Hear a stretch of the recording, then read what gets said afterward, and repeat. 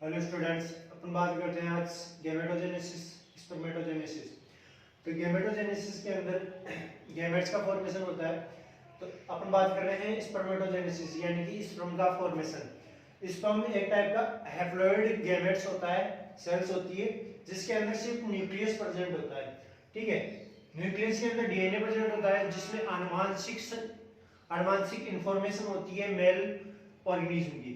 ठीक है, तो बात करते हैं गैमेटोजेनेसिस। गैमेटोजेनेसिस जो होती है वो होती है गैमेट्स के फॉर्मेशन के लिए।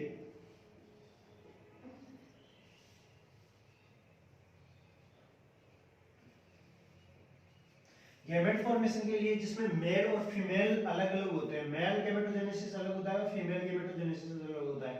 तो बात करें फीमेल गैमेटोजेनेसिस।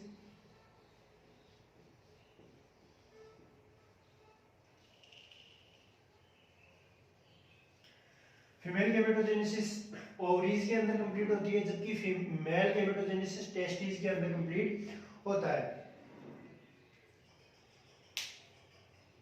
अब बात करते हैं गोनाड्स। गोनाड्स हकीकत में होता क्या है? तो गोनाड्स जो रिप्रोडक्टिव ऑर्गन होते हैं मेल या फीमेल के, उनसे कुछ दूरी पर प्रेजेंट होते हैं, उनके पास में नहीं होते और वहां पे रहकर ही ये वहां पे उपस्थित रहेंगे। जैसे कि अपन बात करते हैं कि कोई रिप्रोडक्टिव ऑर्गन श्रोणी मेखला पर प्रेजेंट है, ठीक है, तो उसके कुछ दूरी पर ही उसका गोनाड्स प्रेजेंट होगा जहां पे उसमें गैमेट्स के फॉर्मेशन होते हैं। ठीक है, तो अपन बात करते हैं मेल रिप्रोडक्टिव सिस्टम के अंदर स्पर्मेटोजेनेसिस। तो मेल रिप्रोडक्टिव सिस्टम के अंदर स्पर्मेटोजेनेसिस का फॉर्मेशन होता है। उसका मेनली जो फॉर्मेशन जहां होता है वो पार्ट होता है टेस्टिस। ठीक है,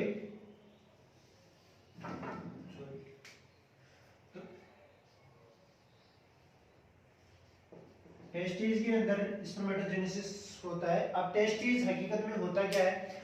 तो जब डेवलपमेंट हो रहा होता है एम्ब्रियो का, और एम्ब्रियो में जब मेसोडर्म होती है तो उसी वक्त प्रीमोडियल जर्मिनल लेयर या प्रीमोडियल जर्म सेल्स का निर्माण होता है और प्रीमोडियल जर्म सेल्स टेस्टिस के अंदर का संगठित हो जाती है, एकत्रित हो जाती है। अब ये जो टेस्टिस है ये एक कुंडलित नलिकाकार कोशिकाओं का रूप होता है जिसके अंदर primordial germ cells primordial germ cell present होती है।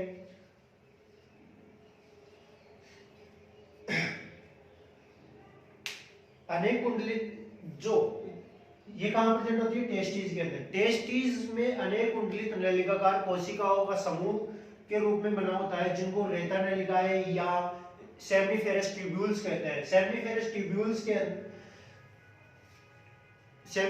ट्यूब्यूल्स जो पार्ट होता है वो टेस्टिस का एक क्रियात्मक और संरचनात्मक फंक्शनल एंड स्ट्रक्चरल पार्ट होता है। तो ये जो अपन बात करते हैं सेमिनिफेरस ट्यूब्यूल्स की, तो seminiferous tubules are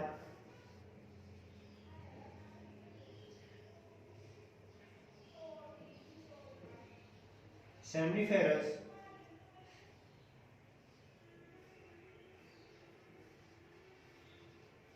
seminiferous tubules is a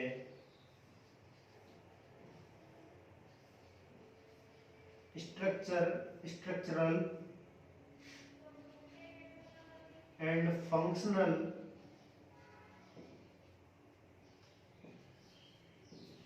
unit of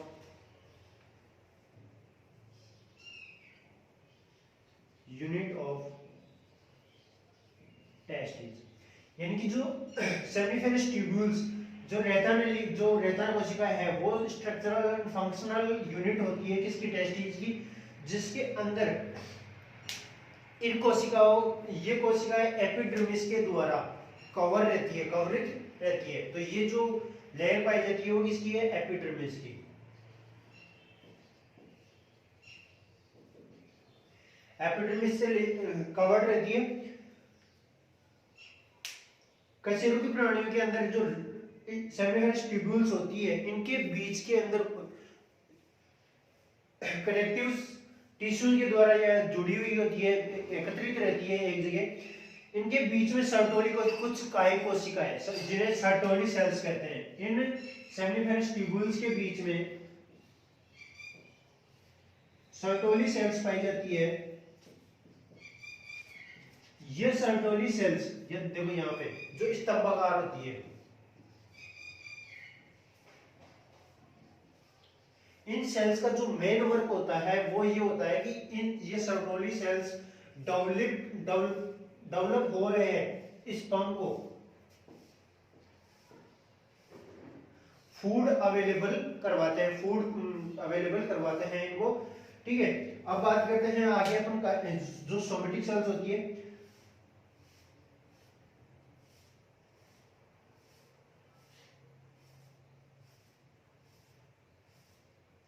अब बात करते हैं सेमिनिफेरस ट्यूब्यूल्स के बीच में कुछ कोशिकाओं के समूह पाए जाते हैं, अंतरावली कोशिकाओं के समूह पाए जाते हैं, जिन्हें लीडिंग सेल्स कहते हैं। जिन्हें क्या कहते हैं? लीडिंग सेल्स कहते हैं। अब बात करते हैं यहाँ पे एपिडर्मिस से यहाँ पे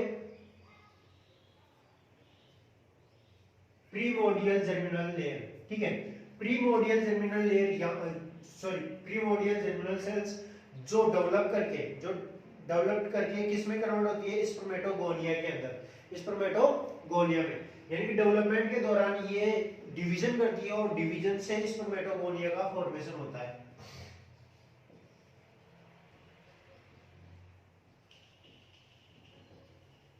स्पर्मेटोगोनिया जीवन पर्यंत, यानी कि अपने पूरे लाइफ जीवन में, अपने पूरे जीवन में प्राइमरी स्पर्मेटिड्स का निर्माण करता है, या बात करें अपन प्राइमरी स्पर्मेटोसाइट्स का फॉर्मेशन करता है। ठीक है, तो ये अपने जीवन पर्यंत किसका निर्माण करता है? अपने जीवन पर्यंत ये निर्माण करता है प्राइमरी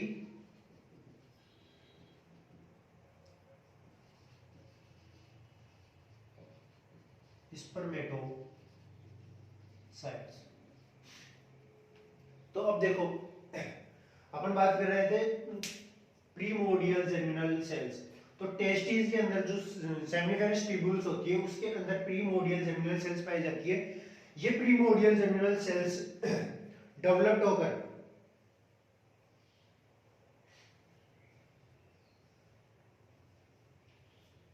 एक मिनट आधा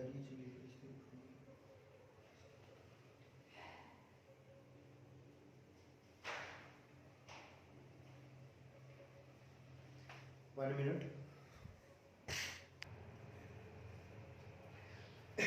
तो यहाँ पे प्रीमोडियल जर्मिनल सेल्स के में लगातार वृद्धि के साथ साथ माइटोसिस होता रहता है, जिससे स्पर्मेटोगोनिया प्राथमिक या मातृ कोशिका, स्पर्म मातृ कोशिकाओं का फॉर्मेशन होता है, जिनका दूसरा नाम है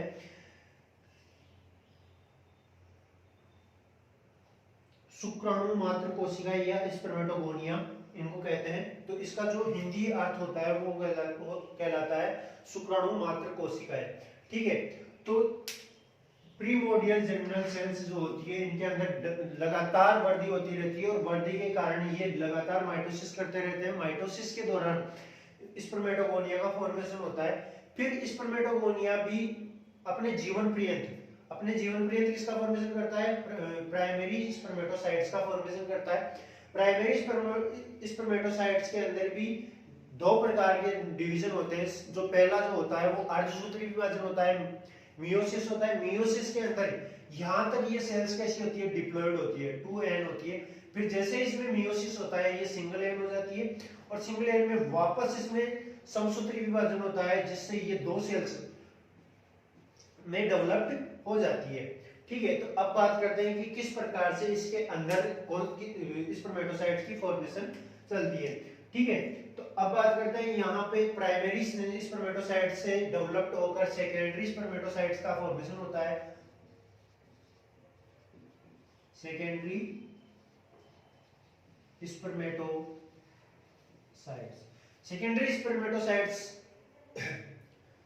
स्पर्मेटोसाइट्स आगे डेवलप्ड होकर स्पर्मेटिड्स में कन्वर्ट होती है,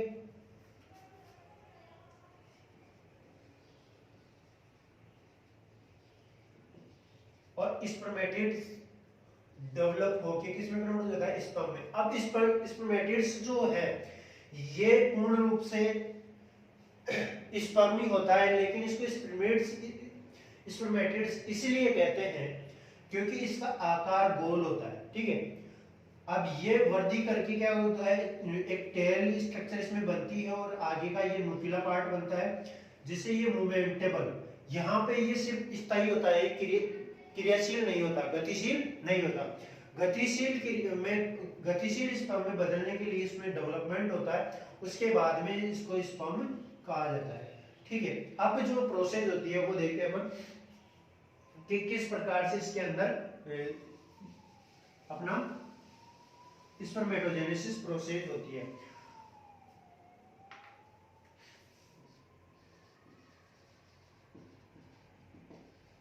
mechanism of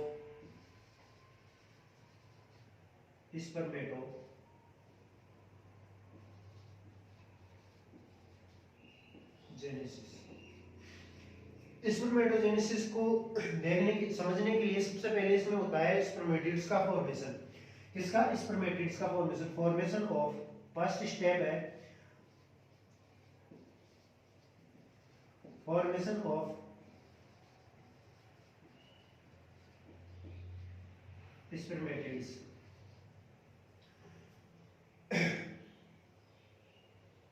of spermatocytes.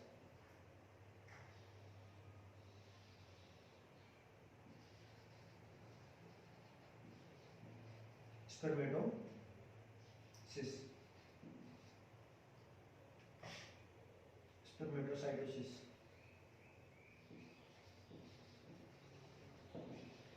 Second phase जो है वो है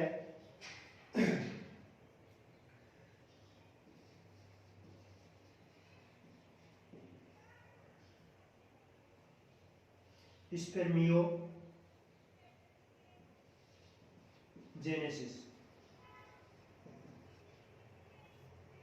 ठीक है। तो अपन बात करते हैं formation of spermatids of spermatocytes, cytosis. तो फर्स्ट स्टेप देखते हैं अपन, फॉर्मेशन ऑफ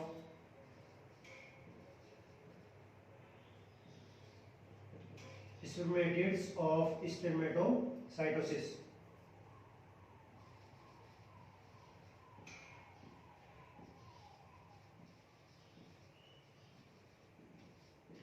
इस अवस्था को समझने के लिए इसको तीन भागों में विभक्त किया गया है।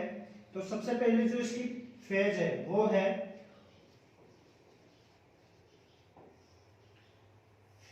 मल्टीप्लिकेशन। सेकंड जो फेज है वो है ग्रोथ, और थर्ड जो स्टेप है इसकी वो है मैच्योरेशन।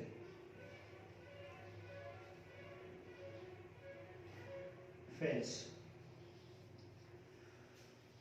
तो फॉर्मेशन ऑफ स्पर्मेटिड्स ऑफ स्पर्मेटोसाइटोसिस के द्वारा स्पर्मेटिड्स का निर्माण जो स्पर्मेटोसाइटोसिस से होता है उसके अंदर तीन फेज स्टेप चलती है। पहली है मल्टीप्लिकेशन, फिर है ग्रोथ, फिर है मैच्योरेशन फेज, ठीक है। तो अपन बात करते हैं मल्टीप्लिकेशन। मल्टीप्लिकेशन के अंदर जो होता है वो सभी प्राणियों के अंदर शुक्राणु जन्म कोशिकाएं अत्यधिक व निरंतर क्या करती रहती है, वृद्धि करती रहती है, जिसके कारण प्रीमोर्डियल जर्मिनल सेल्स में क्या होता है, डिवीजन होता है। और डिवीजन जो होता है वो माइटोसिस होता है। कैसा होता है, माइटोसिस टाइप का डेवलपमेंट होता है। और ये निर्माण करती है स्पर्मेटोगोनिया। किसका निर्माण करती है, स्पर्मेटोगोनिया।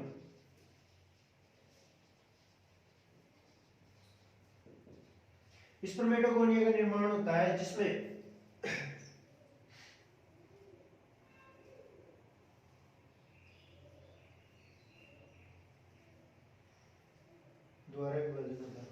ठीक है, स्पर्मेटोगोनिया का निर्माण होता है। और इसी में मल्टीप्लिकेशन के अंदर ही स्पर्मेटोगोनिया अपने जीवन पर्यंत, अपने पूरी लाइफ जीवन में ये क्या करता रहता है, प्राइमरी। फिर इसके अंदर माइटोसिस होता है। मल्टीप्लिकेशन के अंदर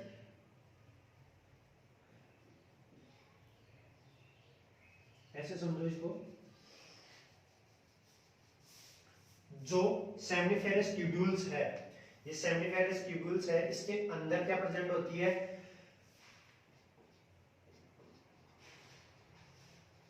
प्रीमोर्डियल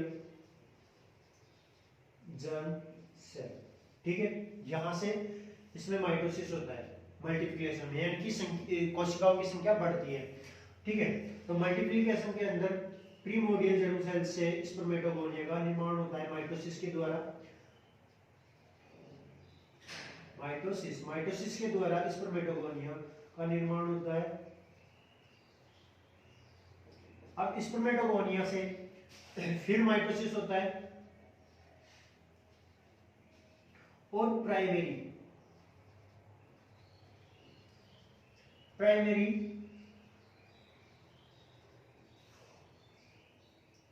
स्पर्मेटोसाइट्स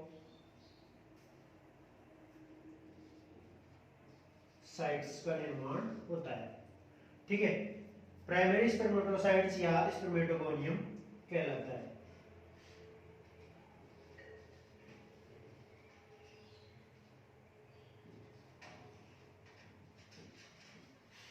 ठीक है, स्पर्मेटोगोनियम या प्राइमरी स्पर्मेटोसाइट्स का फॉर्मेशन होता है जिसके जो ग्रोथ फेज में पहुंचता है। कहां पहुंचता है? ग्रोथ फेज में। और इसके अंदर इसमें किसी भी प्रकार का डेवलपमेंट नहीं होता। अब देखो यहाँ पे प्रीमोर्डियल जर्म सेल्स जो होती है 2n यानी कि डिप्लॉइड होती है। फिर माइटोसिस होता है, माइटोसिस के अंदर समसूत्री विभाजन होता है यानी कि 2n से 2n सेल का निर्माण होता है। फिर माइटोसिस हो रहा है तो यानी कि ये जो प्राइमरी स्पर्मेटोसाइट्स है वो भी कैसी है? 2n सेल है।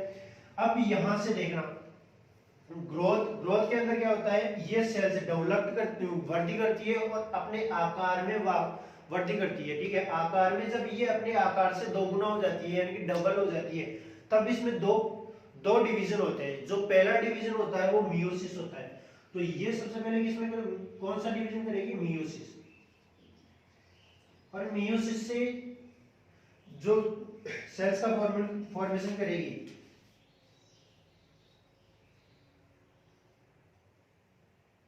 और वो कहलाएगा स्पर्मेटिड्स। ठीक है, तो इसके बाद में जो होगा वो क्या होगा? स्पर्मेटिड्स का निर्माण होगा। तो मियोसिस के दौरान स्पर्मेटिड्स का फॉर्मेशन होगा जो कैसा होगा? डिप्लॉइड होगा। ठीक है, सॉरी हैप्लॉइड होगा। क्यों? क्योंकि यहाँ पे इसका जो डिवीजन हो रहा है वो मियोसिस के बेस पे हो रहा है यानी कि अर्धसूत्री विभाजन हो रहा है। जहां से 2n थे वो 1n हो जाता है। क्यों हो जाता है?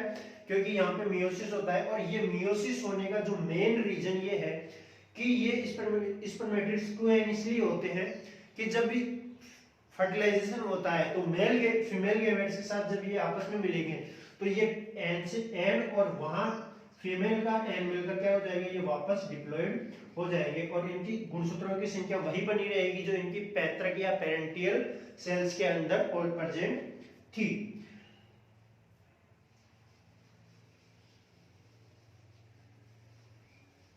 तो यहां ये जो फेज होती है ये इसकी ग्रोथ फेज है। ठीक है, प्राइमरी स्पर्मेटोगोनियम का जब ग्रोथ हो रहा होता है तो वो किसमें होता है? ग्रोथ फेज में। और ग्रोथ फेज के बाद में मियोसिस होता है और मियोसिस से स्पर्मेटिड्स का फॉर्मेशन होता है। स्पर्मेटिड्स हैप्लॉइड होती है, याद रखना हैप्लॉइड होती है। और इसके बाद इसमें समसूत्री विभाजन होता है और समसूत्री विभाजन से यहाँ पे टू स्पर्मेटिड्स का फॉर्मेशन होता है। यहाँ पे कितने स्पर्मेटिड्स बन जाएंगे? 2 स्पर्मेटिड्स बन जाएंगे।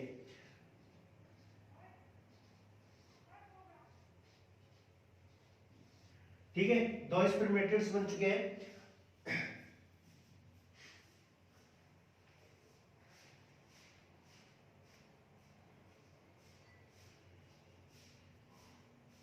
अब जो ये स्पर्मेटिड्स है इनको सेकेंडरी स्पर्मेटोसाइट्स कहते हैं। क्या कहते हैं इनको? सेकेंडरी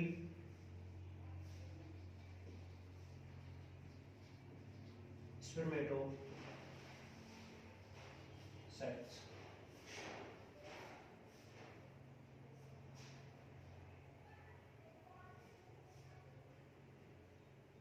ठीक है।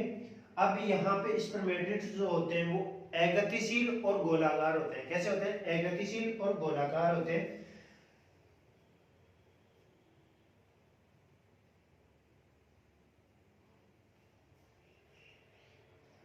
तो देखो यहाँ पे अपन बात करते हैं कि किस प्रकार से एक सेल से 4 स्पर्म बनते हैं।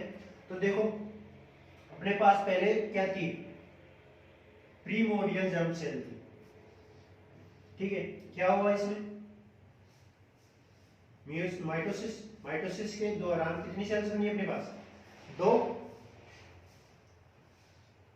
जिनको कहा गया प्राइमरी सॉरी स्पर्मेटोगोनिया।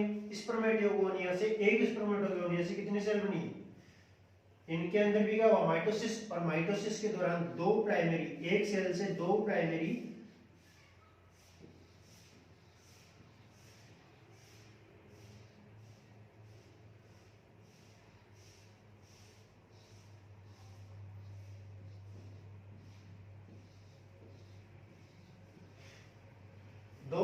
स्पर्मेटोसाइट्स का फॉर्मेशन हुआ। ठीक है, प्राइमरी स्पर्मेटोसाइट्स जो कैसी थी? अभी तक यहाँ पे 2n है।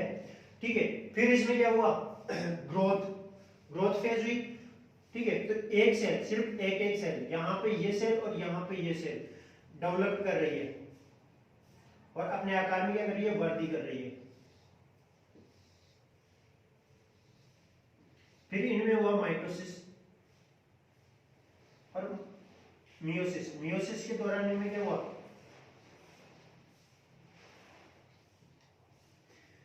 स्पर्मेटोसाइट्स का फॉर्मेशन हुआ। स्पर्मेटिड्स का फॉर्मेशन हुआ जो क्या कहलाता है? Secondary spermatocytes. ठीक है, सेकेंडरी स्पर्मेटोसाइट्स की संख्या कितनी होगी? 4।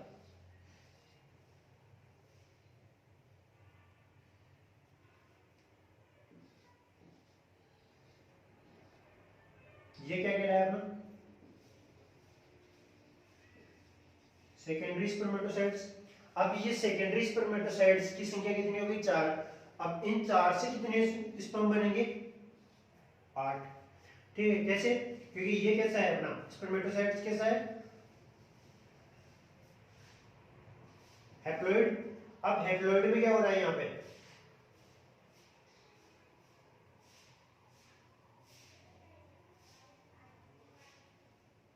वापस मियोसिस हो रहा है, सॉरी माइटोसिस। और माइटोसिस से एक सेल की कितनी सेल बनेगी?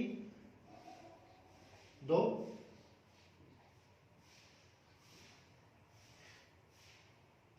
एक मिनट रुको। हाँ, तो एक स्पर्मेटो सॉरी प्री जर्मिनल सेल से 8 स्पर्म का फॉर्मेशन होता है। थोड़ा यही कंफ्यूजन हो रहा था कि 4 नहीं होते 8 होते हैं। तो वो किस प्रकार से होता है? अभी आप तक आपको यहाँ तक समझ में आ गया होगा। इसको आप स्क्रीनशॉट ले लो क्योंकि मैं सरफ कर रहा हूँ इसको। ठीक है, तो यहाँ पे ग्रोथ फेज होती है, मल्टीप्लिकेशन होता है, ग्रोथ और सॉरी मैच्योरेशन फेज कैसे होती है वो अपन बात करते हैं। इसको बिठा देता हूँ। ठीक है, डायग्राम को बिठा देता हूँ।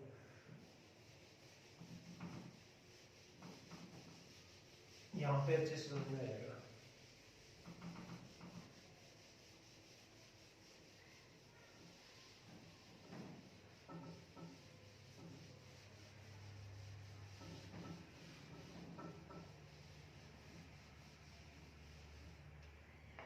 देखिए सबसे पहले अपने पास क्या थी? Primordial germ cell. ठीक है, प्रीमोर्डियल जर्म सेल्स में डेवलपमेंट हुआ, ग्रोथ हुई सबसे पहले। फिर ये डेवलपमेंट डिवीजन हुआ। डिवीजन किस प्रकार का हुआ? माइटोसिस। माइटोसिस। ठीक है, माइटोसिस डेवलप होने के बाद इस पर जो सबसे पहले सेल्स बनी वो बनी स्पर्मेटोगोनिया।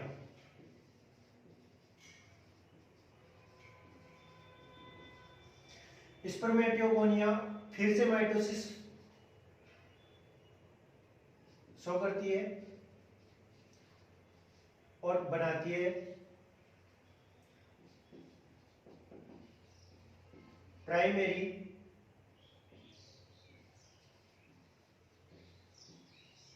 स्पर्मेटोसाइट्स।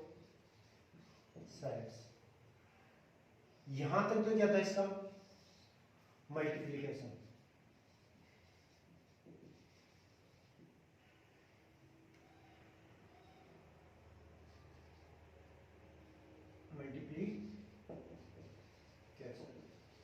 ठीक है, ये यहां तक। फिर इसके बाद में आती है इसमें ग्रोथ। ग्रोथ कैसे? इसमें ग्रोथ स्टार्ट होती है और ये सिंगल सेल, जैसे कि यहाँ पे स्पर्मेटोसाइट से वन स्पर्मेटोगोनिया का फॉर्मेशन हुआ, स्पर्मेटोगोनिया से प्राइमरी सेल्स का फॉर्मेशन हुआ, टू सेल माइटोसिस के दौरान ये स्पर्मेटोसाइट्स थी अपनी स्पर्मेटोगोनिया, और इस स्पर्मेटोगोनिया से दो प्राइमरी सेल का फॉर्मेशन हुआ।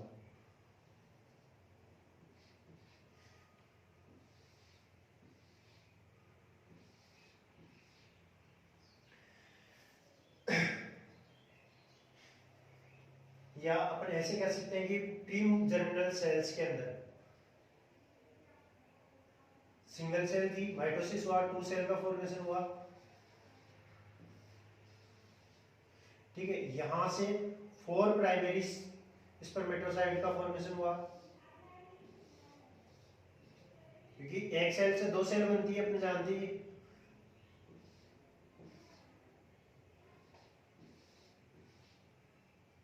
तो ये है अपनी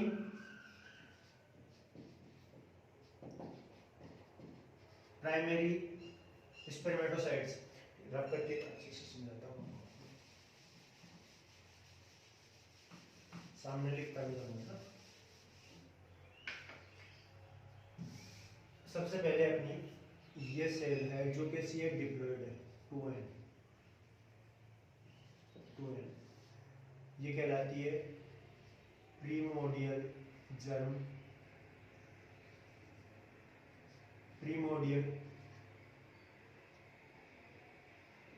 जर्म सेल। ठीक है, कैसी है? डिप्लॉयड है। इसमें माइटोसिस हुआ और माइटोसिस से कितनी सेल बनी? दो।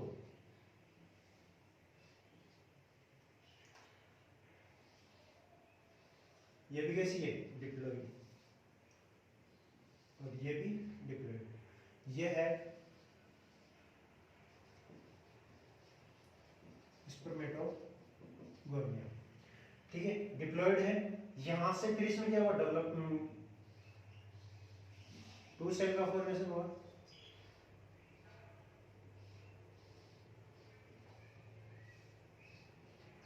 ये भी कैसे दर्शा रही है? माइटोसिस, और ये भी क्या? माइटोसिस।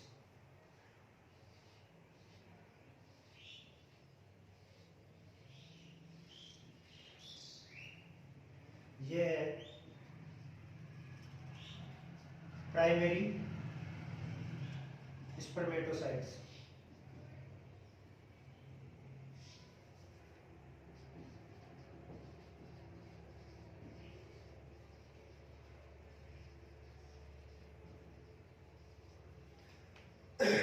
अब इसमें यहां तक तो मल्टीप्लिकेशन था।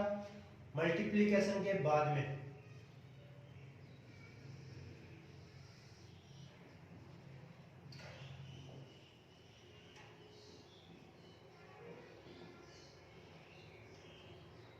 इसमें क्या हुआ? ग्रोथ, सिंगल सेल के अंदर, और अपने आकार में क्या कर गई? वृद्धि कर गई। यहां से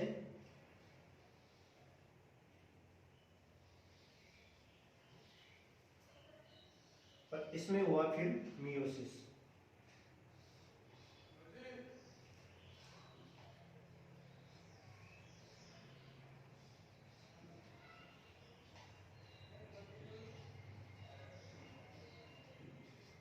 ये कैसी है?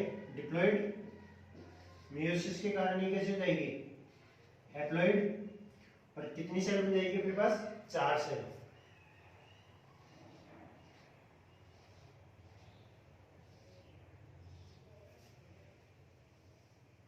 ये है इसकी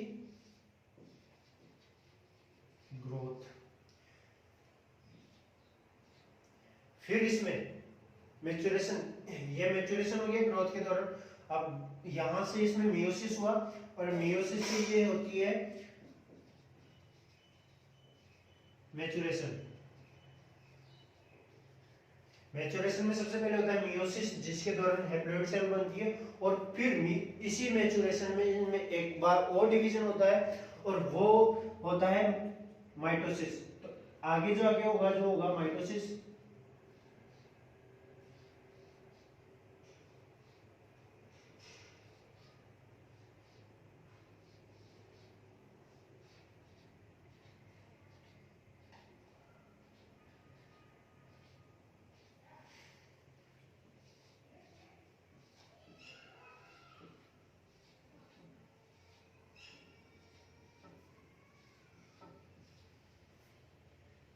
अब देखो यहाँ पे प्राइमरी स्पर्मेटोसाइट्स के दौरान इनमें ग्रोथ हुआ, ग्रोथ के बाद में इसमें मियोसिस हुआ, और मियोसिस से यहाँ पे जो सेल का फॉर्मेशन हुआ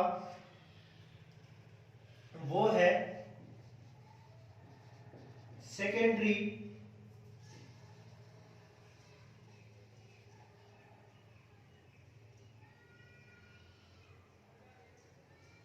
स्पर्मेटोसाइट्स। सेकेंडरी स्पर्मेटोसाइट्स के अंदर माइटोसिस हुआ, और माइटोसिस के दौरान इनका सेकेंडरी स्पर्मेटोसाइट्स स्पर्मेटिड्स के अंदर कन्वर्ट हो गए।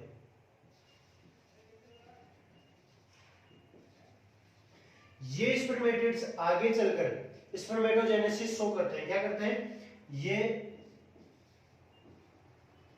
राउंडेड होते हैं और इनएक्टिव होते हैं। ठीक है, अगतिशील होते हैं और गोलाकार होते हैं, इनमें कोई भी गतिशील क्रिया नहीं होती। फिर स्पर्मेटिड्स के अंदर होता है स्पर्मेटोजेनेसिस। स्पर्मेटोजेनेसिस के दौरान ये क्रियाशील और एक्टिव, एक तो क्रियाशील पार्ट में कन्वर्ट हो जाते हैं और वो कहलाता है स्पर्म। स्पर्मेटोजेनेसिस यहाँ स्पर्मेटिड्स में स्टार्ट होता है स्पर्मेटोजेनेसिस, और फॉर्मेशन होता है स्पर्म का। ठीक है, तो एक सेल से कितने स्पर्म बनते हैं? एक सेल से 8 स्पर्म बनते हैं और कंटिन्यू ये बनते रहते हैं।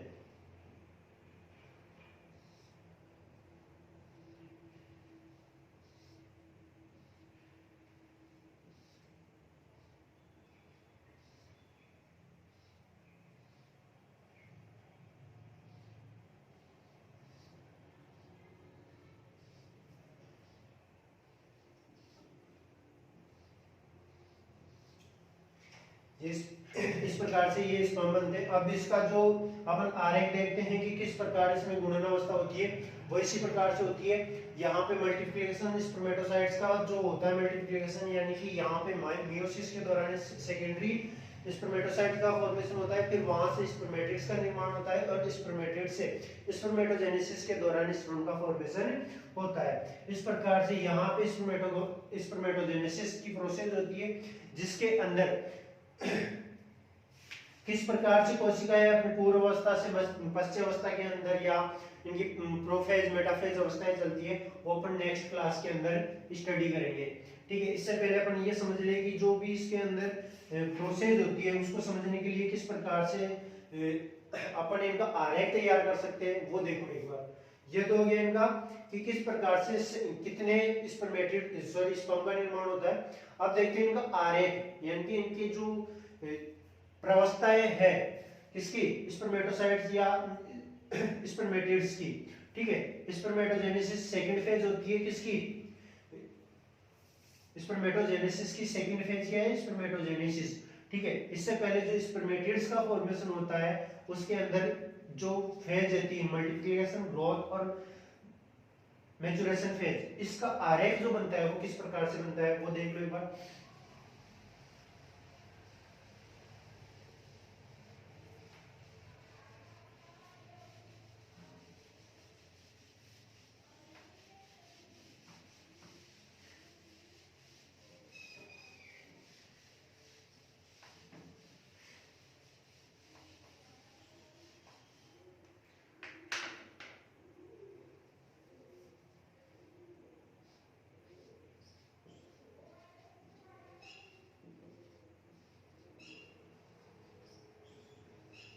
Primordial germ cell. ठीक है, प्रीमोर्डियल जर्म सेल के अंदर होता है सबसे पहले समसूत्री विभाजन। समसूत्री विभाजन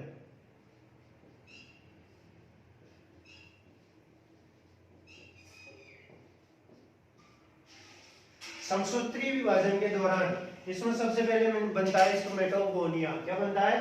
स्पर्मेटोगोनिया।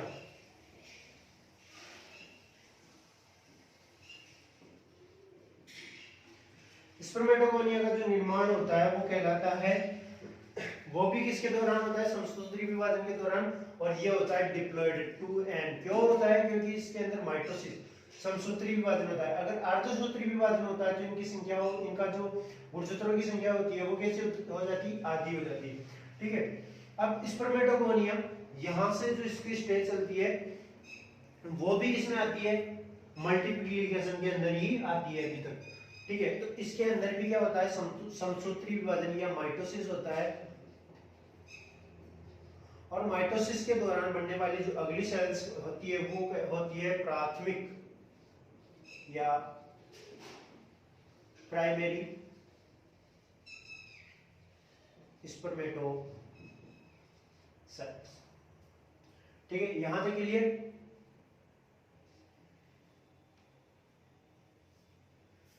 प्राथमिक स्पर्मेटोसाइट्स यहां अपना जो मल्टीप्लिकेशन है वो खत्म हो जाता है।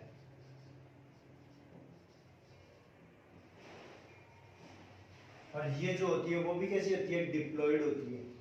ठीक है, इसके बाद में इसमें ग्रोथ या वृद्धि चलती है, आकार में दोगुनी हो जाती है। तो यहां से इसमें जो वृद्धि होती है वो क्या हो जाता है? इसका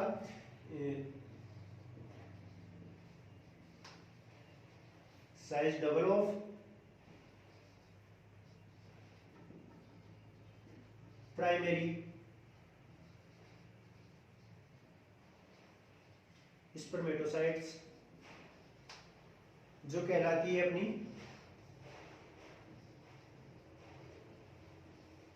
ग्रोथ। ठीक है, यहां पे इसमें होता है अर्धसूत्री विभाजन। ये भी कैसी होती है? डिप्लॉइड। यहां पे किसी प्रकार का इसमें कोई भी डेवलपमेंट, जो कोई भी समसूत्री विभाजन या अर्धसूत्री विभाजन नहीं होता। ग्रोथ के अंदर किसी भी प्रकार का विभाजन नहीं होता। याद रखना, ग्रोथ फेज के अंदर किसी भी प्रकार का डिवीजन नहीं होता, सेल डिवीजन नहीं होता। सिर्फ और सिर्फ होता है तो प्राइमरी स्पर्मेटोसाइट्स के आकार में वृद्धि होती है। और यहाँ पे अपने साइज में कैसे हो जाती है? डबल हो जाती है स्पर्मेटोसाइट्स और होती है डिप्लॉइड। फिर इसमें होता है यहाँ पे मियोसिस।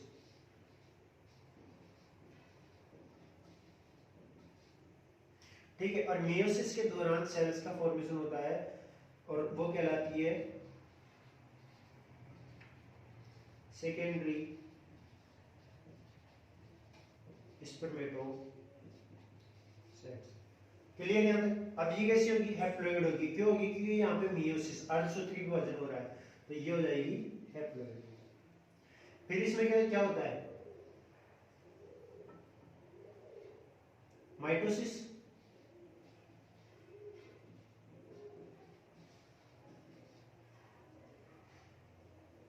और माइटोसिस से किसका होगा? स्पर्मेटिड्स का निर्माण होगा।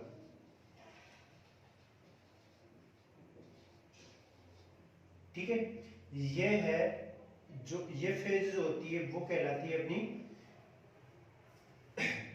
विभेदन प्रावस्था या सॉरी परिपक्व प्रावस्था।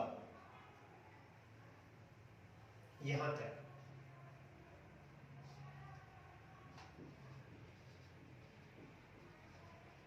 मैच्योरेशन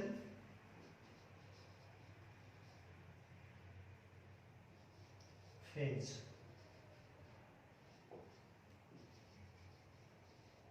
यहां तक के लिए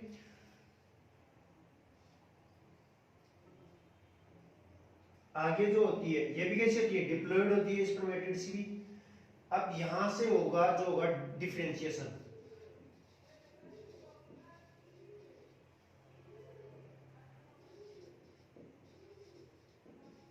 डिफरेंशिएशन फेज चलती है, विभेदन या विभेदित अवस्था चलती है।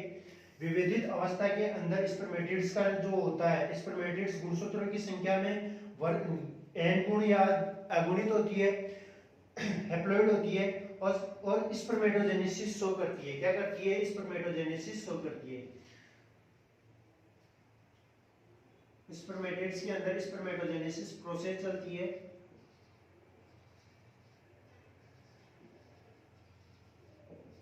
स्पर्मेटोजेनेसिस स्पर्मेटोजेनेसिस या गैमेटोजेनेसिस की सेकंड फेज होती है स्पर्मेटोजेनेसिस, जिसके अंदर स्पर्मेटिड से किसका निर्माण होता है? स्पर्म का निर्माण होता है। और ये भी कैसी होती है? हैप्लॉइड होती है। ठीक है, यहाँ तक ये फेज कंप्लीट हो चुकी है। आगे अपन जो पढ़ेंगे वो पढ़ेंगे स्पर्मेटोजेनेसिस, स्पर्मेटिड से स्पर्मेटोजेनेसिस में डिफरेंशिएशन फेज कैसे होती है, ये अपन नेक्स्ट क्लास में बात करेंगे। ठीक है, तो इस टॉपिक में जो भी समझ में नहीं आया वो एक बार जरूर हाईलाइट करके क्वेश्चन पूछना। आपके एप्लीकेशन के अंदर मैसेज का जो पार्ट है वहां पे नाम सर्च करो टीचर्स का, और वहां पे आपको जो भी प्रॉब्लम आ रही है उसको वहां पे पूछ लिया करो। वो मैसेज जिस टीचर के नाम से आप सेंड करते हो उस टीचर के पास पहुंच जाता है, आप आसानी से उस क्वेश्चन को पूछ सकते हो। ठीक है, तो आज यहीं तक स्पर्म का स्पर्मेटोजेनेसिस के दौरान किस प्रकार से निर्माण होता है। ठीक है।